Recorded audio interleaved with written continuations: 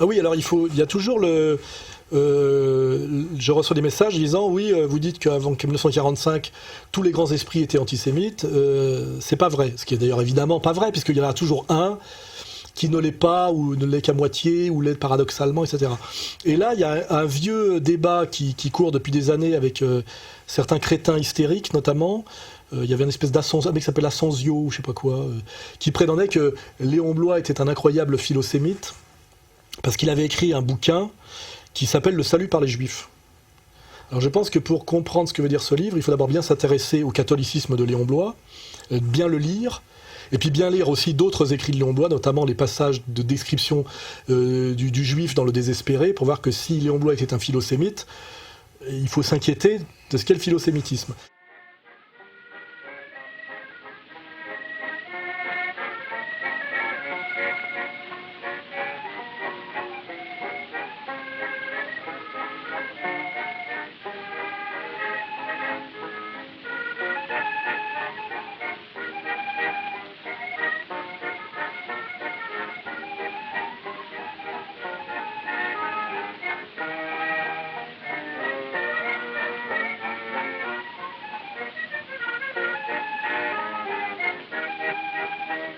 Mais maintenant, je vais creuser. Léon Bloy, qui est un être subtil, compliqué, extrémiste et passionnant, catholique, mais catholique, j'ai dit catholique des catacombes, hein, catholique mystique intégral, a écrit Le salut par les Juifs, pour attaquer, ce qui est assez étrange, l'antisémitisme de Drummond, qui a écrit à l'époque un énorme succès, qui lui a valu d'ailleurs d'être élu député d'Alger au moment du décret Crémieux. C'est marrant de voir, quand on fait de l'histoire, comme tout s'articule, qu'on est porté à la députation Drummond, auteur de La France juive, au moment où, quelques années après l'application du décret Crémieux en Algérie, ça devrait nous donner...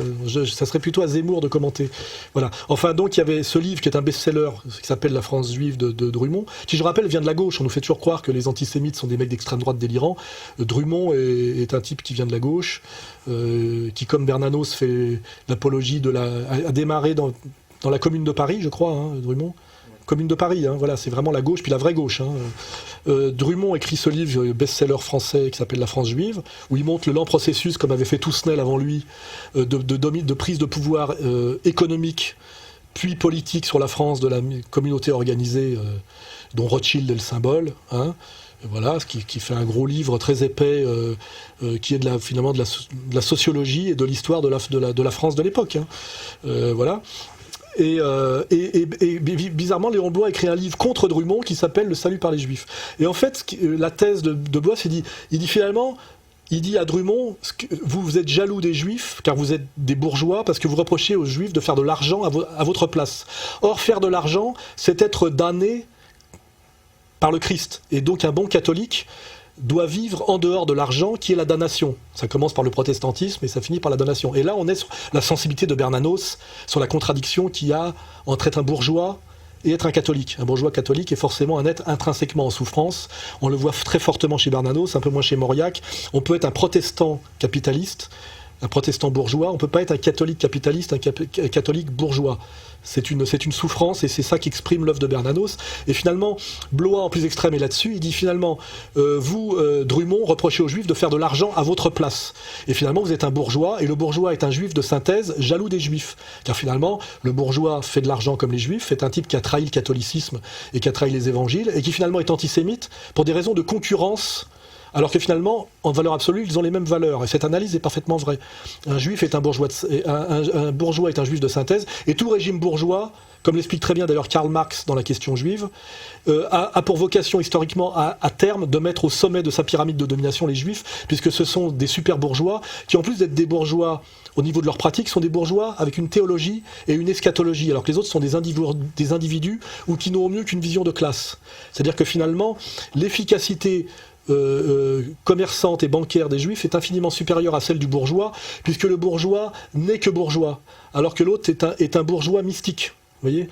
Et c'est ça, et c'est en s'appuyant sur cette vision-là que Léon Bloy reproche finalement à l'antisémitisme de Drummond d'être un antisémitisme bourgeois, et finalement il dit vous ne comprenez pas, vous les bourgeois, que les Juifs sont sur terre pour être, et comme le dit très bien d'ailleurs Sandrars dans Moravagine, Ils sont là pour porter sur eux la laideur du monde et la laideur de l'usure, la laideur de l'argent, pour nous permettre à nous, catholiques, d'être sauvés, c'est-à-dire d'accéder au royaume de Dieu. Et il dit bien, c'est sa métaphore, le livre est confus, et un peu délirant comme l'est souvent Blois, mais il dit finalement, le peuple juif à travers l'histoire, c'est la croix sur laquelle le Christ est cloué. Il faut la croix pour que le Christ soit en croix. Et ça veut dire que c'est grâce, le salut par les Juifs, ça veut dire, si on fait une analyse fine et conceptuelle de ce qu'a voulu dire Blois dans cette espèce de semi-délire anti-Drummond, c'est que finalement, c'est grâce aux Juifs que nous serons sauvés, car les Juifs, comme dans un précipité chimique, portent sur eux la laideur du monde, l'usure, le mensonge, la domination par le mensonge, et grâce... Comme eux, si eux, sont dans la laideur de l'argent, nous pouvons nous être dans la pureté du catholicisme intégral. Et finalement, ils ont donc un destin historique positif, les Juifs, c'est d'être le peuple maudit. Voilà. Et c'est ça, donc le salut par les Juifs de Blois, ça veut dire ça. Ça veut dire, finalement, les Juifs sont là pour porter sur leur dos toute la laideur du monde et la bassesse du monde, pour que nous puissions échapper à la tentation bourgeoise et être intégralement catholiques ou musulmans quand on suit les préceptes de Cheikh Imam Hussein et être sauvés. Voilà. C'est exactement comme la prostituée qui se prostitue dans une ville pour que les hommes aillent à la prostitution, finalement sauve les épouses pour dévier la sexualité malsaine des épouses sur les prostituées. Vous voyez, c'est un peu cette idée-là. Et que des crétins pensent que c'est un livre philosémite prouve à quel point ils sont épais de pensée et grossiers. Comme le disait, je crois, un certain penseur, vous êtes malin, mais vous n'êtes pas intelligent. Et quand Céline, dans d'excellentes interviews d'après-guerre, où il était obligé d'en rabattre, parce qu'il avait failli être assassiné pour ses prises de position des années 30, a dit « Le problème du monde contemporain, c'est la lourdeur. » Il y a très peu de légèreté chez l'homme. Il est lourd. Et alors maintenant, il est extraordinaire de lourdeur. Depuis l'auto, l'alcool, l'ambition, la politique le rendent lourd, encore plus lourd. C'est ce qu'il dit, il est extrêmement lourd. Nous verrons peut-être un jour une révolte de l'esprit contre le poids. On est là face à cet éternel manque de finesse, d'une certaine idéologie, je dirais dominante, liée à la lourdeur, à la manque de finesse d'une certaine communauté dominante. Quand on est un peu fin, on est capable de produire l'analyse que je viens de produire sur le rapport entre Léon Blois et Drummond, et que finalement l'antisémitisme de Blois, dans le salut par les Juifs, est infiniment plus antisémite que celui de Drummond. Puisque finalement, Drummond valide par sa validation de la bourgeoisie, puisqu'il montre comment la bourgeoisie française est spoliée par les élites juives sur le terrain du monde bourgeois, sur le terrain de la rivalité commerçante et bancaire. Finalement, Drummond, malgré son antisémitisme, valide un certain nombre de catégories judéo-compatibles. Alors que dans le salut par les Juifs de Blois, nous sommes là face à un antisémitisme intégral, c'est-à-dire qui est non seulement social, mais qui est théologique, et théologique radical, pas du catholicisme de Vatican II, ou de je sais pas trop quel... de je sais pas trop quel prélat catholique actuel, tous avec je dirais la soutane à mi-fesse.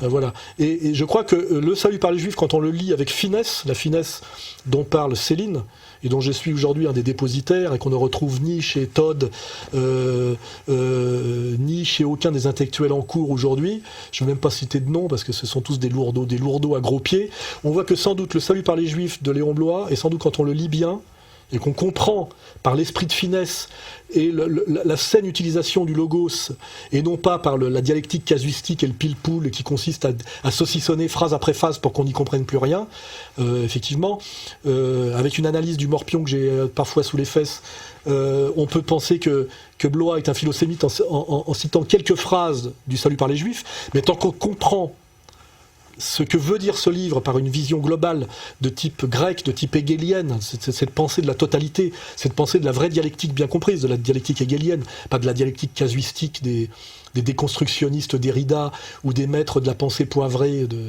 je sais pas, sans doute aujourd'hui à la Ariel Wiesmann, que je croise régulièrement aujourd'hui, qui sort de ses cours du soir, lévinassiens, on comprend que le livre sans doute le plus antisémite qui ait jamais été écrit à l'époque moderne est sans doute le salut par les Juifs de Léon Blois. Voilà. Donc c'était la réponse pour ceux qui me disaient est-ce que Léon Blois est un philosémite?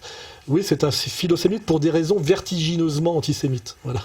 Je vais clore sur ce sujet.